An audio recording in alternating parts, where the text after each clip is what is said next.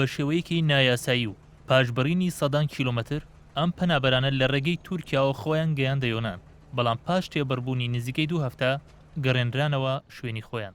ڕێکەوتنامەکەی نێوان تورکیا و یەکێتی ئەوروپا کەوتە بواری جێبەجێکردنەوە کە ئامانجلەی داخستنی ئەو ڕێگەیە کە لێەوە نزیکەی ملیۆنێک پەناخواز کۆچیان کرد بۆ وڵاتانی ئەوروپا.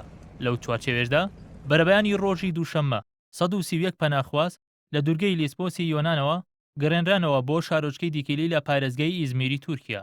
کۆچبەرەکان بە دوو بەلەم گوازراونەتەوە بۆ تورکیا و زۆربیان پاکستانی و بەنگلادیشی بوون و بربەسانی تورکیاش ڕایانگەیان. لە ناو پەناخوازەکاندا هیچ پەناخوازێکی سووری نەبووە.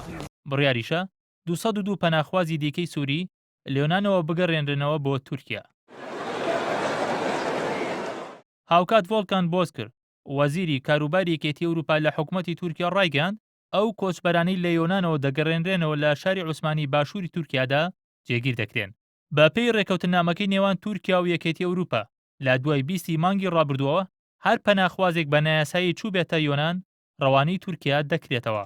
هاوکات یەکەمین بەشی پەناخوازان بە شێوەیەکی یاسایی لە تورکیاوە ڕەوانەی ئەڵمانیا کران کە لە 16 هاوڵاتی سووری پێگاتون کە ئەوەش جێبەجێکردنی بەشێکی دیکەی ڕێکەوتنامەکەیە. 18 مانگی ڕابردوو لە کۆبوونەوەی لووتکەی یەکێتی ئەوروپادا ڕێکەوتنامەیەک لە نێوان تورکیا و 28 سەرکردەی وڵاتانی یەکێتی ئەوروپادا واژۆ کرا. ڕێکەوتنەکەی تورکیا و ئەوروپا بۆ ڕێگریە لە شەپۆلی کۆچبەران بە وڵاتانی ئەوروپا.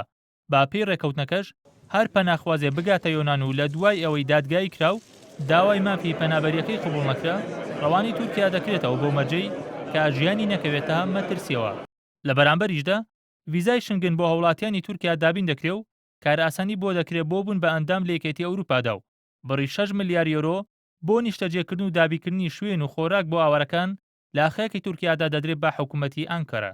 هاوکات ژمارەیەکی زۆر لە پەنابەران لە یۆنان ناڕەزایەتیان دەربڕیەوە بەوەی زانیاری تەواویان نەبووە لەسەر چۆنێتی پێشکەشکردنی داوای مافی پەنابەرێتی و جێبەجێکردنی پرۆسەکە.